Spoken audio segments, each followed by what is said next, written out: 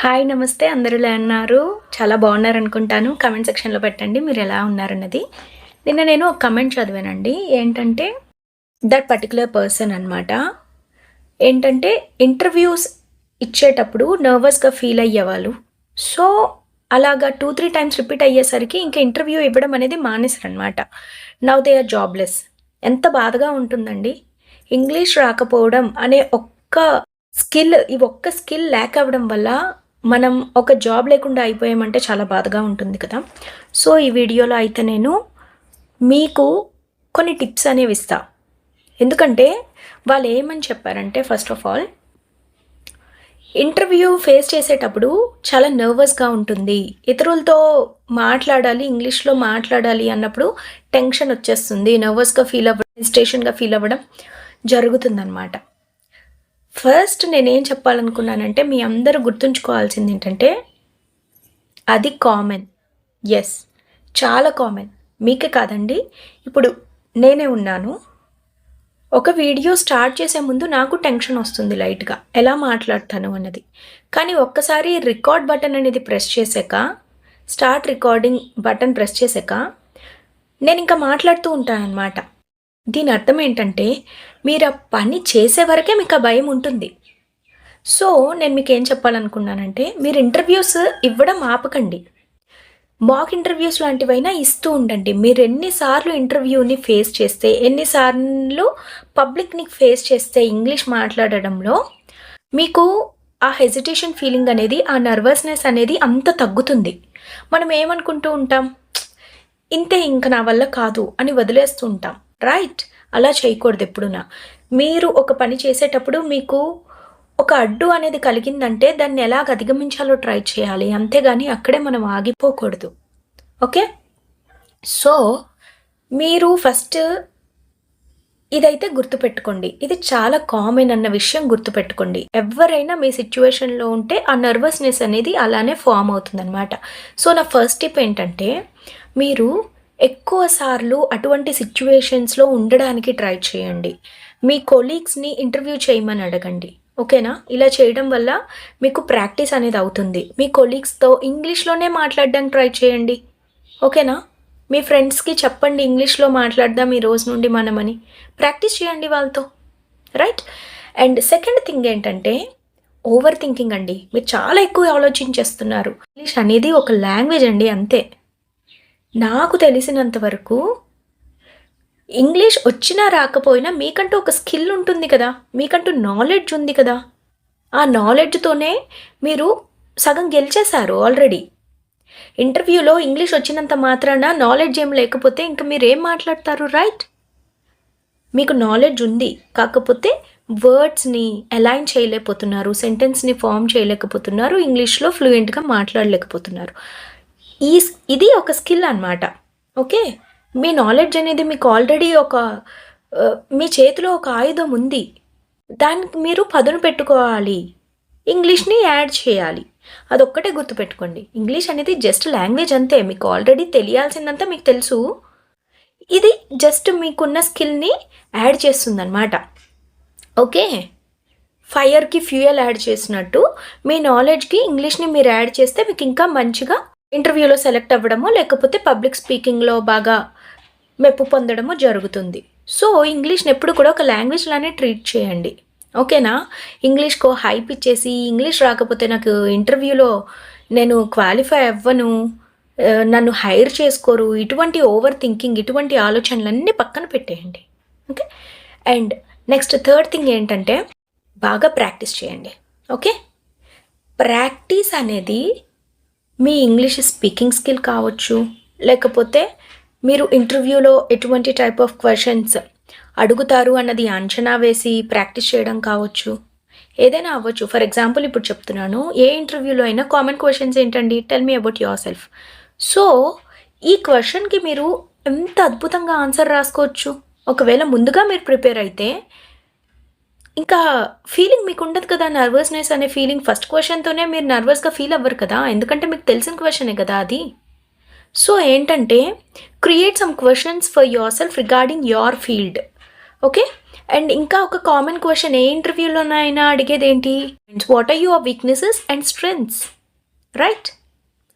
ఈ క్వశ్చన్ కూడా చాలా కామన్‌గా అడుగుతారు.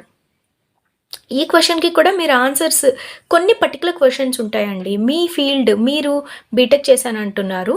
సో, బీటెక్ చేశారు కాబట్టి మీ బీటెక్ ఇందులో ఎటువంటి టైప్ ఆఫ్ క్వశ్చన్స్ అడుగుతారు? మీ సీనియర్స్‌ని గానీ, మెంటర్స్‌ని గానీ మీకు కూడా ఒక ఐడియా ఉంటుంది. ఎందుకంటే 2, 3 ఇంటర్వ్యూస్ అటెంప్ట్ చేశారు కాబట్టి మీకు కూడా ఒక ఐడియా ఉంటుంది. రైట్? సో, మీరేం చేస్తారంటే అటువంటి పక్కాగా అడిగే క్వశ్చన్స్‌ని రాసుకొని ముందుగా ప్రిపేర్ అవ్వండి. అప్పుడు మీరు ఆన్సర్ అనేది ఫ్లూయెంట్‌గా చెప్పగలుగుతారు. Without any hesitation feeling and without feeling nervous. Okay? And ఇవన్నమాట నేను మీకు చెప్పాలనుకున్నది. ఇప్పుడు ఇంకొక బోనస్ టిప్ ఏంటంటే, మీరు ఇంటర్వ్యూలో గనక మీకు మరీ ఎక్కువ టెన్షన్ వచ్చేస్తుంది ఒక క్వశ్చన్ వినగానే అన్నప్పుడు ఏం చేస్తారంటే, టేక్ అ లిటిల్ పాజ్. ఓకేనా? కొంచెం ఒక 1-3 సెకండ్స్ పాజ్ అనేది ఇవ్వండి. ఇప్పుడు వాళ్ళు ఏదైనా ఒక క్వశ్చన్ అడిగారనుకోండి, 1-3 సెకండ్స్ పాజ్ ఇచ్చిన తర్వాత ఆన్సర్ చేయడానికి ట్రై చేయండి. ఈ టైంలో మీరు ఒక డీప్ బ్రెత్ తీసుకొని మీ సబ్కాన్షియస్ మైండ్కి చెప్పండి అనమాట. Now I need to answer this question. నేను ఇప్పుడు ఈ క్వశ్చన్కి ఆన్సర్ చేయాలి. సో ఎలా నేను సెంటెన్స్ ఫార్మేషన్ చేయాలి అన్నది ఆ 1-3 సెకండ్స్లో మీరైతే ఫామ్ చేసుకోండి ఆన్సర్ని. వెంటనే ఇప్పుడు ఏ ఇంటర్వ్యూయర్ కూడా వాళ్ళు క్వశ్చన్ అడిగిన వెంటనే ఆన్సర్ మీరు చెయ్యకపోతే మార్క్స్ డిడక్ట్ చేయడం అలా ఏం ఉండదండి. వాళ్ళు క్వశ్చన్ అడిగిన తర్వాత you can repeat that question also. For example, if an interviewer asked me what is the scope of mechanisation in agriculture, ఒక ఆన్సర్ చెప్పడానికి భయంగా ఉంది. అప్పుడు నేను ఏమంటానంటే, yes sir, you are asking me about the mechanisation in agriculture, right? I think that it is really important to introduce mechanization into agriculture, because in this way we can reduce the manpower. We can introduce machines in place of human beings. ఇలాగా ఒక 2-3 seconds ఆగి నేను ఆన్సర్ని recollect చేసుకొని చెప్పొచ్చు అనమాట. Okay, ఇది ఒక బోనస్ టిప్. ఇంకొకటి ఏంటంటే, మీకు అస్సలు కాన్సెప్ట్ మీద ఐడియానే లేదనుకోండి, just skip the question.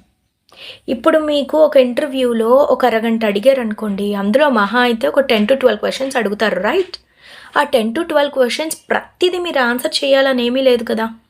Okay, if you are confident while giving a presentation or presenting your self in an interview, మీరు 12 క్వశ్చన్స్ కూడా ప్రతి క్వశ్చన్ ఆన్సర్ చెయ్యకపోయినా ఒక 1-2 క్వశ్చన్స్ స్కిప్ చేసినా they will find you, impress you and they will definitely hire you. Interview అనేది not only about speaking English. మీ confidence levels ఎలా ఉంది, మీరు ఎలా ప్రజెంట్ చేయగలుగుతారు, ఇంటర్వ్యూ అనే స్ట్రెస్ఫుల్ సిచ్యువేషన్లో మీరు అసలు ఎలా బిహేవ్ చేయగలుగుతున్నారు అన్నది వాళ్ళు చూస్తారనమాట. ఓకే, సో ఇంటర్వ్యూకి భయపడి లేక వేరే వాళ్ళు మీకంటే బాగా ఇంగ్లీష్లో మాట్లాడుతున్నారు, నేను మాట్లాడలేను అని బాధపడి ప్రయోజనం లేదు. Now the decision is in your hands. ఈ 2-3 మంత్స్ బాగా కష్టపడితే ఇంగ్లీష్ ఫ్లూయెంట్గా మాట్లాడగలరు అని మీకు కూడా తెలుసు, రైట్? సో డెసిషన్ మీ చేతుల్లో ఉంది. రోజు ప్రాక్టీస్ చేసి ఈ టిప్స్ వాడి ఇంటర్వ్యూలో సెలెక్ట్ అయ్యి హ్యాపీగా జాబ్ తెచ్చుకుంటారా, లేకపోతే నాకు ఇంగ్లీష్ రాదు ఇంకా నా వల్ల అంతే అని ఇంకా మీ మైండ్కి భయాన్నే ఫీడ్ చేస్తారా అన్నది మీ ఇష్టం అనమాట. ఓకే, మీరు ఎంత బాగా ప్రాక్టీస్ చేస్తే అంత బాగా ఇంగ్లీష్ అనేది వస్తుంది. ఇది నేను పదే పదే చెప్తున్నాను. ఎంత బాగా ఇంగ్లీష్లో బయట మాట్లాడితే ఆ టైంని మీరు ఎంత ఎక్కువ కేటాయిస్తే మీకు భయం అనేది అంత పోతుందండి. ఇంటర్వ్యూ కూడా అంతే. మాక్ ఇంటర్వ్యూస్ ఇవ్వండి, మీ ఫ్రెండ్స్కి చెప్పండి నన్ను ఇంటర్వ్యూ చేయమని.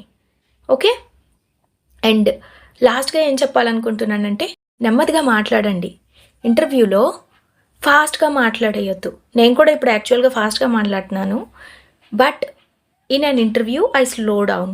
నేను నెమ్మదిగా మాట్లాడతాను, అప్పుడే నా థాట్స్ క్లియర్గా ఉంటాయి అండ్ నేను సెంటెన్సెస్ అనేది నీట్గా ఫ్రేమ్ చేయగలుగుతాను. నెక్స్ట్ సెంటెన్స్కి ఇంకొక సెంటెన్స్కి ఎక్కువ పాజ్ తీసుకోకూడదు అనమాట. సో ఇన్ ఫ్లోలో నేను ఇంగ్లీష్ మాట్లాడాలి అంటే నెమ్మదిగా మాట్లాడాలి. ఈ టిప్ చాలా బాగా వర్క్ అవుతుంది. ఓకే? నెమ్మదిగా మాట్లాడండి. నెమ్మదిగా ఆన్సర్ చేయండి. మీరు ఆన్సర్ కరెక్ట్ ఇస్తున్నారా లేదా అని చూస్తారు. రైట్? సో, మీరొక స్పీడ్‌ని మెయింటైన్ చేసి నెమ్మదిగా మాట్లాడండి. మీ థాట్స్ అన్నీ క్లియర్‌గా డెలివర్ చేయగలుగుతున్నారా లేదా అన్నది చెక్ చేసుకోండి. ఓకే? సో, ఇదనమాట. ఇంకెప్పుడు కూడా నర్వస్‌గా ఫీల్ అయిన ప్రతిసారి ఇంక నేను ఆగిపోతాను అన్న ఆలోచన పెట్టుకోకండి. ఓకేనా? ఎప్పుడైనా మీకు భయంగా ఉంది అంటే ఫేస్ ఇట్. ఒక్కసారి మీరు ఫేస్ చేసి చూడండి అది. ఒక 4, 5 టైమ్స్ అదే సిట్యుయేషన్‌ని మీరు ఫేస్ చేసాక మీకింకా భయం అనేది పోతుంది. I swear. ఫస్ట్‌లో నాకు అసలు ఒక వీడియో చేయాలంటే ఎంత భయం పుట్టేదో తెలుసా? హ్మ్. చాలామంది అనేవాళ్ళు కూడా నీకు వీడియోలు అవసరమా అని. బట్ నాకు తెలిసింది నేను ఒక 10 మందికి చెప్తేనే కదండీ అది ఇంకొక 10 మందికి చేరేది. నాకు తెలిసింది నాలోనే ఉంచుకుంటే ఇంకేంటి యూజ్? ఇంక మనం ఈ సొసైటీకి ఏం చేయగలుగుతాం? అందరూ నాలా చదువుకోలేకపోయారు. నేను ఉండేది ఒక చిన్న విలేజ్‌లో. మా విలేజ్‌లోనే ఇంకా ఆడపిల్లలకి చాలామందికి చదివించరు తెలుసా మీకు ఆ విషయం? చాలామందికి చదివించరు. త్వరగా పెళ్ళిళ్ళు చేసేస్తారు. పెళ్ళిళ్ళు చెయ్యకపోయినా అలా వంటగదిలోనే ఉంటున్నారు. సీ సొసైటీ ఇంకా మారాలి. మారాలి అంటే ఎవరైతే నాలెడ్జ్‌ని స్ప్రెడ్ చేయడానికి రెడీగా ఉన్నారో వాళ్ళని ఎంకరేజ్ చేయకపోయినా పర్లేదు గానీ డిస్కరేజ్ మాత్రం చేయకండి. ఓకే. నా ఇంగ్లీష్ ఛానెల్ స్టార్ట్ చేసినప్పుడు చాలామంది అన్నారు, "నీ ఫేస్‌కి అసలు ఇంగ్లీష్ సెట్ కాదు." అసలు ఫేస్‌కి, ఇంగ్లీష్‌కి సంబంధం ఏంటండి? It's about a skill. ఒక స్కిల్‌ని డెవలప్ చేసుకున్నాం అంతే. I don't understand why people judge each and every one. ఒక యూట్యూబ్ వీడియో చేస్తున్నారంటే దాని వెనకాల ఎంతో కష్టం ఉంటది. రైట్? ఆ కష్టం ఎవరికీ తెలీదండి. Just they will see the figures. ఈ అమ్మాయి వీడియోలు చేస్తే చూస్తారా? చూడడం, చూడకపోవడం మీ ఇష్టం. రైట్? నా వంతు ఏంటంటే నాకు తెలిసింది నలుగురికి పంచడమే నా వంతు. దీంతో ఒక్కళ్ళు బాగుపడినా నాకు హ్యాపీయే కదండీ. సో అదనమాట. మీరు ఈరోజు పడిన కష్టం ఎవ్వరికీ తెలియాల్సిన అవసరం లేదు. అదే నేను చెప్పేది. మీరు ఈరోజు ఇంగ్లీష్ రాలేదు అని బాధపడి కూర్చొనే చాలామంది బాధపడతారు. నేను బాధపడ్డాను స్టార్టింగ్ స్టేజెస్‌లో. ఇంగ్లీష్ ఏంటి ఎంత ట్రై చేసినా రావట్లేదు. ఆ బాధ ఎవరికీ తెలియనివ్వకండి. బాధ ఎవరికీ తెలియాల్సిన అవసరం కూడా లేదు. మీ సక్సెస్‌ని మాత్రమే చూపించండి. ఓకే? ఎప్పుడైతే సక్సెస్ అవుతారో ఆ రోజు చూడండి మిమ్మల్ని ఏదో ఒకటి అన్న వాళ్ళే మీకింక ఫిదా అయిపోతారనమాట. సో అది ఈ రోజుకైతే అస్సలు బాధపడకండి. మీకు ఇంగ్లీష్ రాదు అన్న ఆలోచనని ఫస్ట్ తీసేయండి. ప్రాక్టీస్ చేయండి. ఎంత చేయగలిగితే అంత చెయ్యండి. చెప్తున్నాను కదా! మీరు మీ 100% ఇచ్చిన తర్వాత సక్సెసే మిమ్మల్ని వెతుక్కుంటూ వస్తుంది. మీరు బాధపడాల్సిన అవసరం లేదు. మీకే ఆపర్చునిటీస్ అనేవి వెతుక్కుంటూ వస్తాయి. రైట్? ఈ రోజుకైతే ఇంతే. మళ్ళీ మంచి టాపిక్‌తో మీ ముందుకైతే వస్తాను. మీరు ఇటువంటి సిట్యుయేషన్స్ ఏమైనా ఫేస్ చేసినా సరే నాకు కమెంట్ సెక్షన్‌లో పెట్టడానికి ట్రై చేయండి. Feel free. ఓకేనా? నేను మీకు ఒక చెల్లి లాంటి దాన్ని. కొంతమందికి ఒక అక్క లాంటి దాన్ని. రైట్? కొంతమందికి కూతురు లాంటి దాన్ని. నాకు తెలుసు చాలామంది age is not a matter to learn English. Yes. చాలామంది ఇంగ్లీష్ నేర్చుకోవాలనుకుంటున్నారు అండ్ నేర్చుకుంటున్నారు కూడా. వాళ్ళు నేర్చుకోవడంలో నేనేదో ఎ డ్రాప్ ఇన్ ద ఓషన్ లాగా హెల్ప్ చేస్తే చాలు అన్నది నా ఫీలింగ్ అనమాట. Okay? So thank you so much ending వరకు వీడియో చూసినందుకు. మీరు గనుక ఈ వీడియో ఇంకొంతమందికి ఉపయోగపడుతుంది అని ఫీల్ అయితే ఖచ్చితంగా షేర్ చేయండి. అలాగే లైక్ చేయండి. Thank you.